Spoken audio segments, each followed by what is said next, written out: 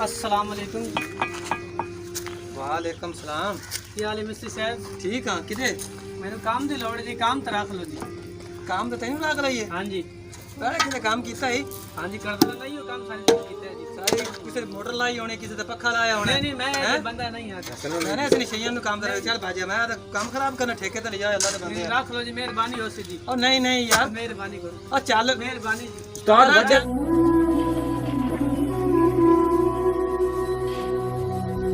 ये दुनिया बहुत जालिम है साहिब।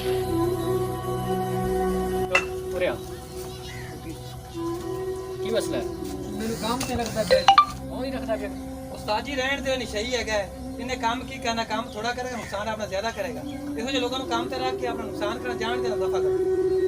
ਇਹ ਕੋਈ ਮਾਂ ਦੇ ਪੇਟ 'ਚ ਨਸ਼ਈ ਬਣ ਜਾਂਦਾ ਨਹੀਂ ਆਇਆ ਨਾ। ਇਹ ਆਪਣੇ ਮਾਸ਼ਰੇ ਦੀ ਗਲਤੀਆਂ ਨਾਲ ਨਸ਼ਈ ਬਣਿਆ। ਅੱਜ ਆਪਾਂ ਇਹਨੂੰ ਕੰਮ ਨਹੀਂ ਦੇਵਾਂਗੇ, ਇਹ ਕਿਸੇ ਦੀ ਮੋਟਰ ਚੋਰੀ ਕਰੇਗਾ, ਕਿਸੇ ਦਾ ਮੋਟਰਸਾਈਕਲ ਚੋਰੀ ਕਰੇਗਾ, ਕਿਸੇ ਦੀ ਮੱਝ, ਕਿਸੇ ਦੀ ਬੱਕਰੀ ਚੋਰੀ ਕਰੇਗਾ। ਇਹ ਆਪਣਾ ਮਾਸ਼ਰਾ ਹੀ ਹੈ ਜਿਹੜਾ ਇਹਨਾਂ ਨੂੰ ਇਸ ਰਾਹ ਤੇ ਲਾਉਂਦਾ ਹੈ। ਅੱਜ ਇਹ ਆਪਣੇ ਕੋਲ ਆਦੀ ਜ਼ਿੰਦਗੀ ਬਦਲਣ ਵਾਸਤੇ ਆਇਆ ਹੈ। ਅਗਰ ਆਪਾਂ ਉਹਨੂੰ ਹੋਰ ਨਾਲ ਸ਼ਾਮਲ ਕਰੇਗਾ, ਉਹਨਾਂ ਨੂੰ ਵੀ ਇਸ ਕੰਮ ਤੇ ਲਾਏਗਾ। ਅਗਰ ਅੱਜ ਆਪਾਂ ਇਹਦੀ ਜ਼ਿੰਦਗੀ ਸਵਾਰਨ ਦਾ ਇਹਨੂੰ ਮੌਕਾ ਦੇਵਾਂਗੇ ਤੇ ਇਹ ਸਹੀ ਰਾਹ ਤੇ ਲੱਗੇਗਾ, ਆਪਣੀ ਆਖਿਰਤ ਵੀ ਕਰੇਗੀ ਤੇ ਦੁਨੀਆ ਵੀ ਸਭ। तेरे बंदा काम करना चाहता है कि करेगा सारे मुंडे करता।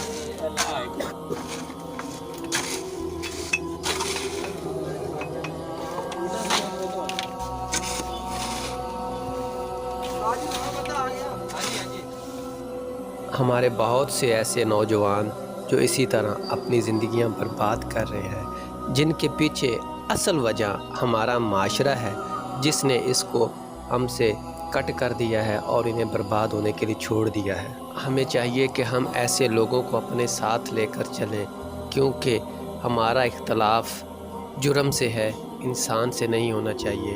ये भी हमारे माशरे का हिस्सा है और इनको मिल बैठ कर साथ लेकर चलना होगा। पाकिस्तान जिंदाबाद जिंदाबाद।